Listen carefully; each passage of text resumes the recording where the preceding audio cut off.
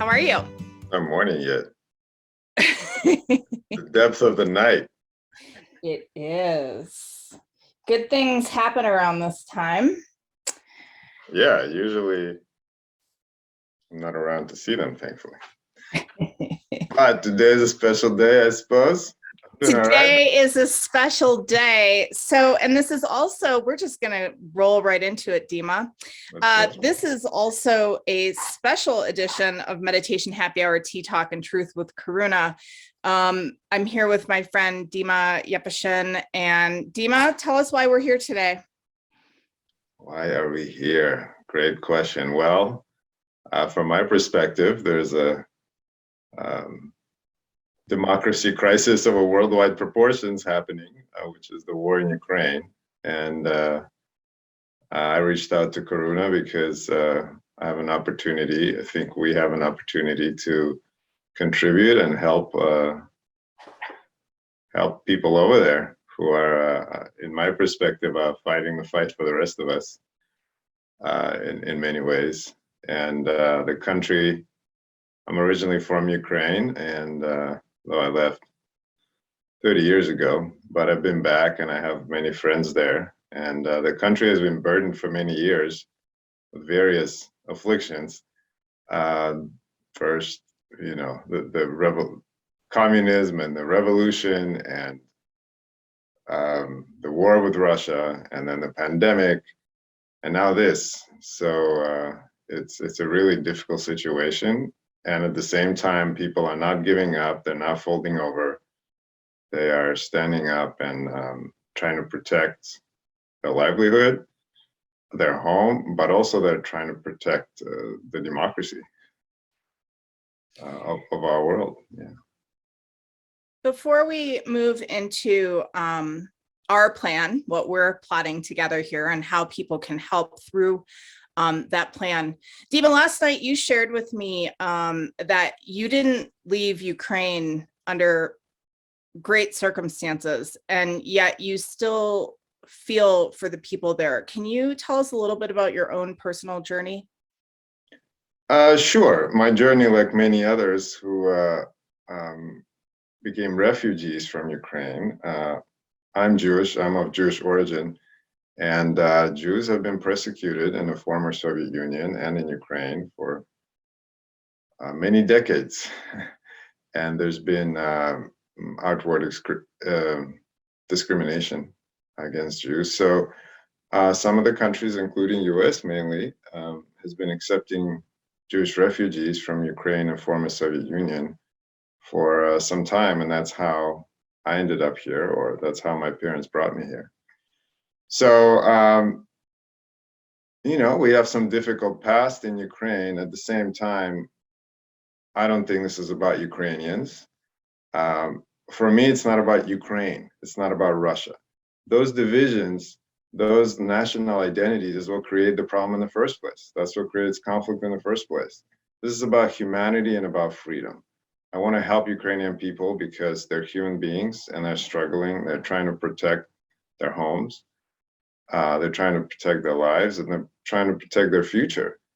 And they're, from what I can see, they're protecting democracy of the free world, because a majority of the world is still not living in full democracy.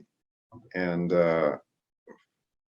it seems that Russia is not engaging in democracy. And this is another manifestation of what happens when there's not a democratic there's not a democratic rule. There's people trying to further their own interests.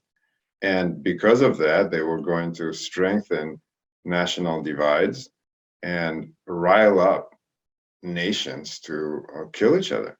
It's completely senseless. So my past be as it may, I see this as a much bigger context. And it's just, you know, people are struggling, people are suffering all of a sudden, you know. So Dima, you said that you have friends on the ground. Can you talk a little bit about their experience right now? It seems like an obvious question, but I'd love to hear if you can articulate the stories that you're hearing.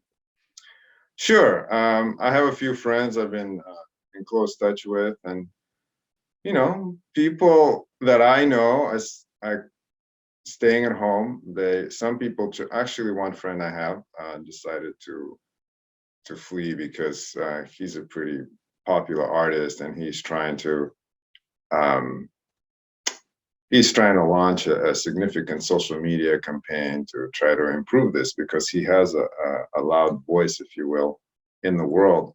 So he's chosen to go to Eastern Ukraine. But my other friends are choosing to stay at home. It's very dangerous. There's bombing all over the place. They're hearing bombs, so they keep going between staying in their apartments and into the basement or into the subway, because post-World War in the Soviet era, all those things were built to withstand bombs. But my friend, one friend of mine just had a baby. He's just sitting there in his house that he recently built, and all of this is happening. So he's sleeping 1 hour a night, at the same time trying to figure out how to help, because these people have very strong spirit and strong will, and they want to contribute. This is not the time to fold. Who knows? Maybe a lot of people have folded, and I'm not blaming them either, because it's an intense situation. But those of them who can are contributing majorly, and that's why they're pushing back, both the army and people who are trying to help keep the infrastructure going, and people who are trying to reach out to the rest of the world. Dima, what can we do? Well, I was speaking to a friend of mine who I met about a decade ago when I was traveling in Ukraine, and he has a nonprofit organization supporting healthcare infrastructure there. He's been doing that for about 10 years. He was more focused on improving the quality of healthcare personnel. He was providing educational opportunity, also quality testing and things like that.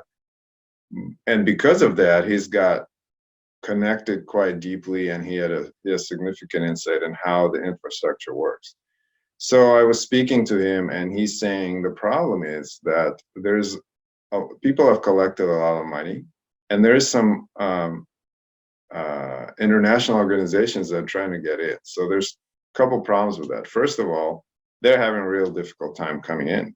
I personally know of a large organization, which I won't mention, that collected over $1 million right now in New York, and they don't know what to do with it. It's not that easy. It's not that you collect $1 million and now you can help people in Ukraine. I want to get some money over to my friends in my hometown. I can't. There's no way to do that. So I'm not saying, I'm hoping all these organizations collecting money will find a way, but there's those obstacles, so we must be aware of it. Now, my friend's organization, he's decided to pivot to support the general infrastructure, because their healthcare system has been burdened, like I mentioned, for years, if not for decades, but definitely for years, with the Russian war, and then, of course, with the pandemic. It's been ill-prepared in the first place. And, healthcare, I work in healthcare here as well. It's very complex, not very integrated system, even in this country. And we probably have it more or less optimized compared to somewhere like Ukraine. So it's been a mess. Now it's even more a mess. And now there's more pressure on it because, again, like I said, we're kind of coming out of the pandemic. I'm not even sure, because over there, a lot of people are not vaccinated. The response to the pandemic has been maybe even worse than many other places. So they're really burdened. And now, this war has completely shut everything down. There's going to be, even if everything ends today, there's going to be significant mental health issues for years to come. And of course, the whole infrastructure got disrupted. Imagine if everything stops right now where you live. People are not going to work. People are not doing the daily tasks that are needed to be done to get the infrastructure running, to keep things going. So there is significant damage, no matter what happens from now on, and it looks like this is going to last, and this may last who knows how long. There's significant damage to internal infrastructure. So even if Red Cross and all those kind of organizations figure out a way to come and provide emergency aid, that's like you and I going to emergency room. You go to emergency room, they measure your vitals, they keep you alive. You come home, you have to deal with the rest of your life. You have to deal with your health. You have to deal with your life infrastructure. And that's what's happening there. So he was not lamenting, he was expressing the difficulty of keeping up the healthcare infrastructure going in a difficult time like this, and keeping it supported so the country can continue when hopefully this is somehow over, or the new normal that's going to ensue, because things don't go back. After something like this, you don't just go back to this is not a minor crisis. This is a complete, this is what this country has been recovering from World War II for the last 70 years. And this is even worse, because World War II came from somewhere far away, and there was this whole big country protecting. Now it's their neighbors that they live with all the time. It's kind of from the inside. The city I was from, that I was born in, Kharkov, is largely a Russian city. I barely speak Ukrainian. We grew up speaking Russian. So this is so intermingled there. It's I don't know, like Canada and US, maybe even closer. It's like different states. It's like California and Arizona, maybe. So there's a lot of shock. The infrastructure is struggling. And my friend, his nonprofit has been chosen as one of the 3 nonprofits by the Ministry of Health in Ukraine to support the infrastructure through this time. So we are trying. Here's the challenge. They're a Ukrainian organization, unlike many other organizations coming in. So they have a Ukrainian bank account, and Ukrainian banks are closed. So you can there's still an opportunity to donate to them through wire transfer, because electronic ways of doing banking is still there, still available. But what we are trying to do is set up a way for the international community to contribute easily through things like PayPal and Facebook fundraisers, through all these easily available ways to raise money for nonprofits. In order to do that, we need to create a way for us to set up a bank account or a sister nonprofit organization that could collect money for that cause. So I'm a president of a nonprofit called Innerway LA, and our board has agreed to act as to provide fiscal sponsorship, meaning that collecting money for this nonprofit in Ukraine is going to be a project of our nonprofit. So we, using our nonprofit status, using our bank account, using our fundraising tools, can raise money for that nonprofit. So we're hoping that will ease the ability for people internationally to donate money, and we can speed up and get the funds over there, because like I said, these people are already plugged into an existing infrastructure that needs help, because people are still having regular health issues, they're having new health issues, and doctors are already stressed because they're being bombed. Everyone there is, the complexity of the war is one thing. The other thing, to deal with it when you're being bombed, you have to, you may be a doctor, you may be a president of a nonprofit, but you have your little child here and you have bombs flying around, so it's just I can't even imagine the difficulty and the stress and the courage that these people need to move through. So, I'm looking for support to see how we can, for ideas, for support, how we can help this organization, and really any organization that we know of. So, and I just want to be clear. It is important to contribute to the Emergency Relief Disaster Relief Association as well. Red Cross and such. At the same time, that's not all of the problem, the whole problem. The problem is much more complex than just providing immediate care for the emergency health problem or emergency food relief. There's also a continuation of this country and all the people that have been involved in it in various infrastructures. So we're trying to support the medical infrastructure because at a time like this, it's at least one of the most crucial ones, including the infrastructure of getting food and so on. So that's kind of where I'm at and trying to work in this direction. Wonderful. So what Dima and I talked about and why we're here today is that Mind Oasis wants to partner with Innerway LA to raise funds and to also raise awareness that this is a way to get what I would call kind of boots on the ground funds flowing in. And so we'll be setting up a fundraising mechanism that you'll be able to reach through Innerway LA. Dima, what's your website? Innerwayla.com. .org. Innerwayla.org. And we are at mindoasis.org, and we'll have a link as well to get to those fundraising efforts. And I would expect that we can have that up and running in the next day or so. Dima, if there was anything else that you want to share with people who are listening or watching about the nonprofit that you're partnering with, is there, I'm sorry, what's the name of the nonprofit? It's I know it in Ukrainian. It's the Fund for the Health of Ukrainian People. That's what it's called. Very cool. What does it sound like in Ukrainian?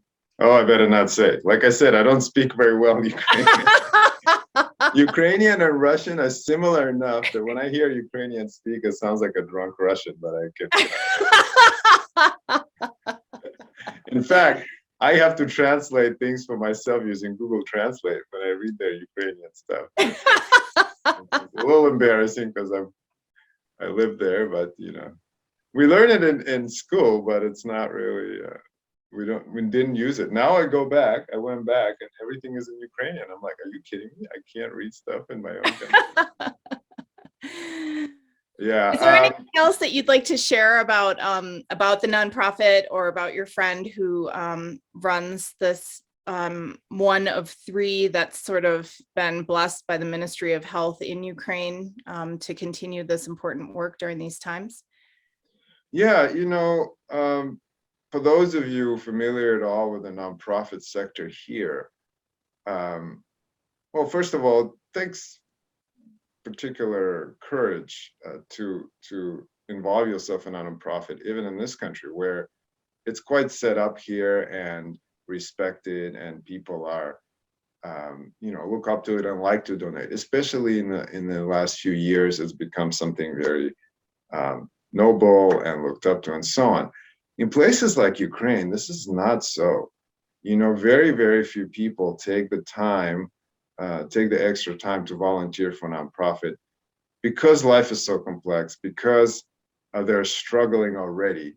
It's much more difficult for people to have the space, have the time to offer compassion to others just on a volunteer basis. People are struggling making ends meet.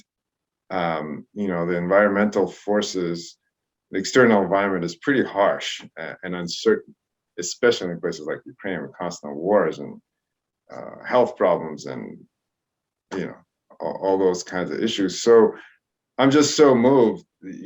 For instance, my friend he's a young man, about my age. He has his own business, all those struggles. Like I said, he has a family. He has a new child. He has other children. And in the midst of that, he got stricken with a health issue that he couldn't find help for over a decade ago. And he had to travel all the way to National Institute of Health in America, where I accompanied him to try to figure out what's going on with him. He had something with his hip or something like that.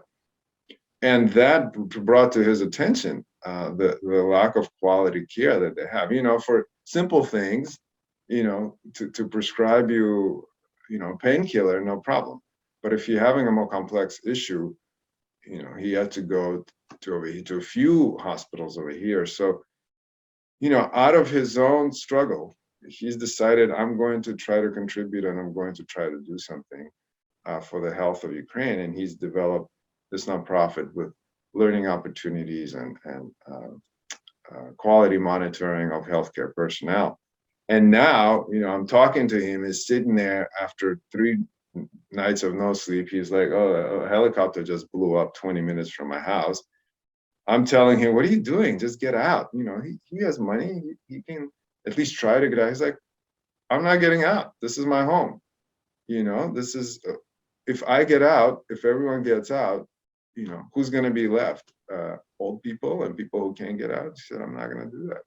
So that kind of courage, when I thought of the war, I'm like, I don't really want to be anywhere close to that. It sounds real scary, especially because I look at it, for some people looking at it, they go, oh, Ukraine. I look and I go home. I see, imagine you turn on TV, you see your outside street being bombed and this is not a movie. It's, when I first saw it, I was like, really? This is happening?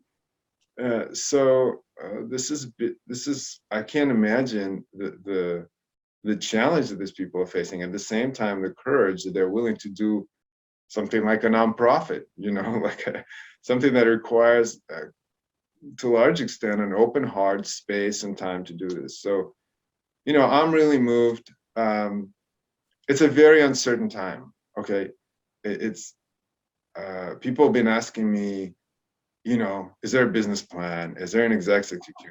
Let me tell you this: no one knows what they're doing. Okay, including Putin, including the Ukrainian military. It's a mess. It's a mess of worldwide proportions. Question is, are we going to sit back and wait for a perfect business plan before we act? Or are we going to risk like everyone is risking? Okay, my friend is risking everything. Everyone on the ground is risking everything. It's just a big, risky, messy situation, unfortunately caused by human greed and error, I believe. But still, this is what it is. So, can anything be guaranteed? No. In World War II, people would gather supplies and it was all blown up. But still, we must try. I believe we must try because people are suffering, because this is all we can do. And if we don't do what we can do, that's a tragedy, So I think this is an opportunity that came to me. So I'm trying to contribute in this way. Whatever is opportunity other people have, I believe we all owe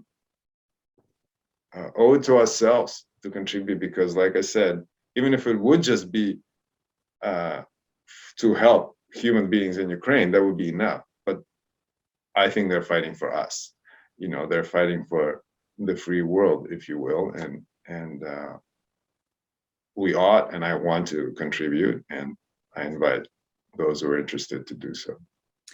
Yeah, the moment that you shared this with me, I called our board president at Mind Oasis and said, we have to partner up and get involved. So where folks can go to learn more and to help contribute is innerwayla.org, innerwayla.org.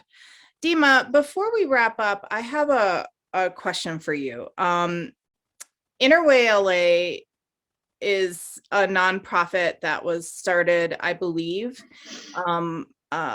with Lama Marut around mindfulness teachings.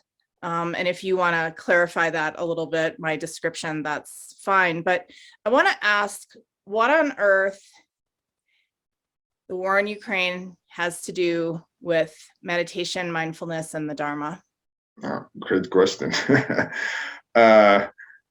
My question is, what on earth doesn't it have to do? The whole point of any meditation, at least what we're doing, we're not a stress relief organization. We're a destruction of suffering organization. This has been the underlying premise of the Buddhist teachings. Lama Marut, when he established the organization, was a Buddhist monk. The organization was established with the purpose of promoting Buddhist teachings. The Buddha, the only thing the Buddha taught, and I'm going to butcher this quote, but it's something like the Buddha said, "I teach suffering and the end of suffering, period."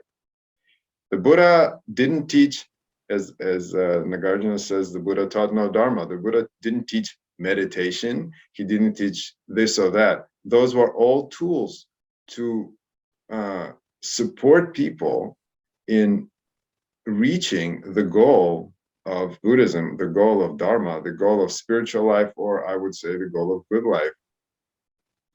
Alleviation of suffering. That's what we're all looking for. And that is the goal. So we are not a meditation center.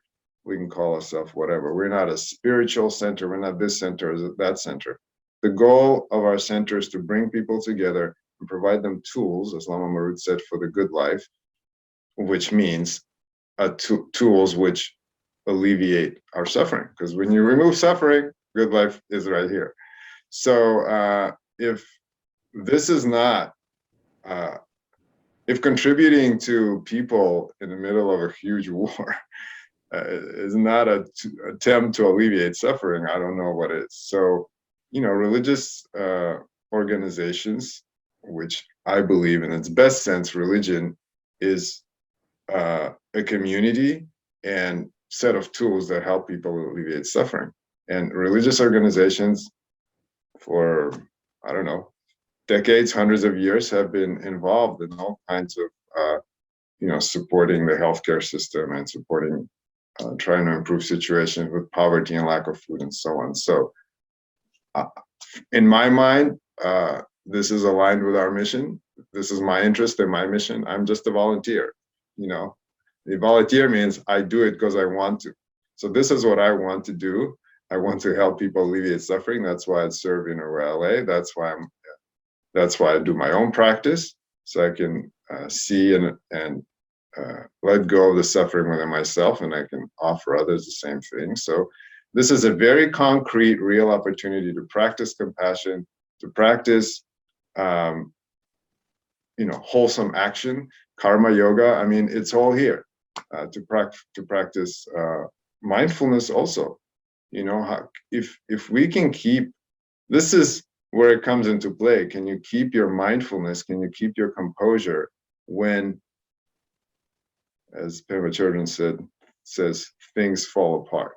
This is it. Yeah, I don't know if it can fall apart any more than that. We just went through a pandemic. That was rough, but at least we're all kind of in it together.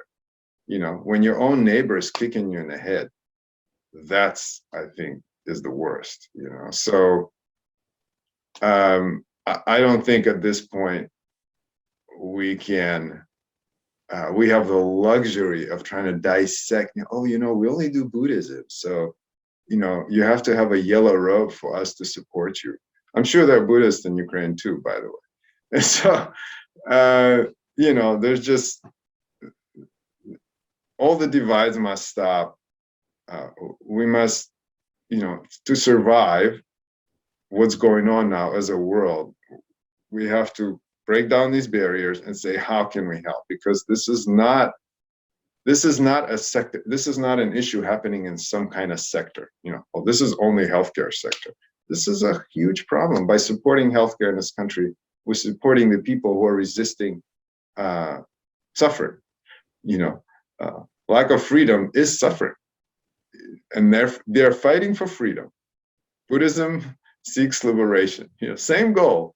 Everyone has the same intention, but maybe they're not doing it in the most holistic way. Everybody, So, but we try. We must help where we can at this point. We must help where we can. So, thank you so much, Dima, for being with me today.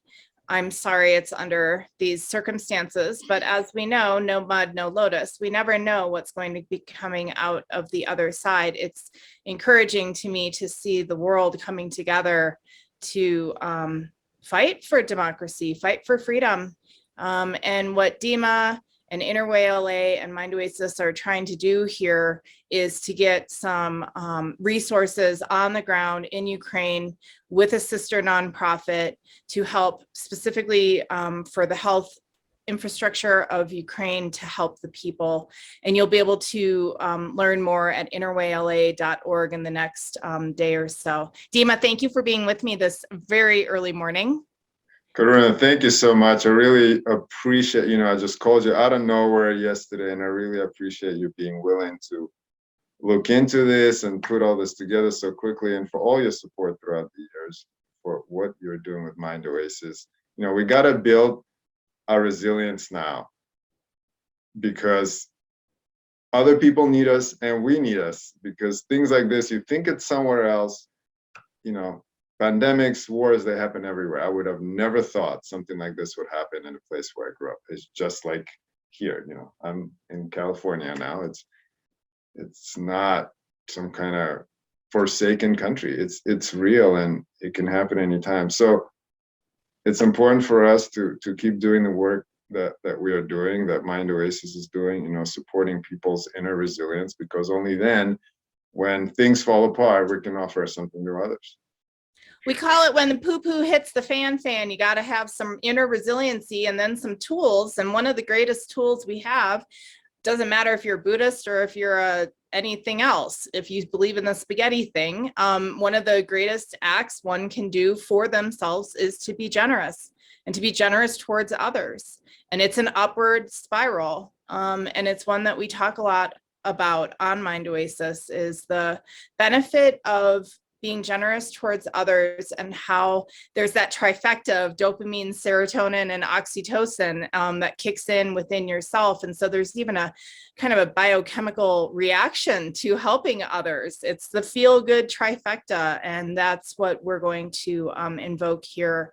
And I think the part about this project that I'm so excited about is that it feels like we're helping a human who is your friend, has children, has a home in Ukraine. There's a palpability, a tangible feeling to this kind of help that's more organic, and it feels like we can touch this person and their lives and the lives of the people in Ukraine. So Dima, thank you for giving us this opportunity. Again, interwayla.org. You can go to mindoasis.org. We'll have information up in the next day or so. Dima, thank you so much. I hope you have a wonderful rest of your day. Karuna, likewise, take care, and we'll be in touch. Thank you. All righty. Please be safe. Thanks, Dima. Talk soon. Take care.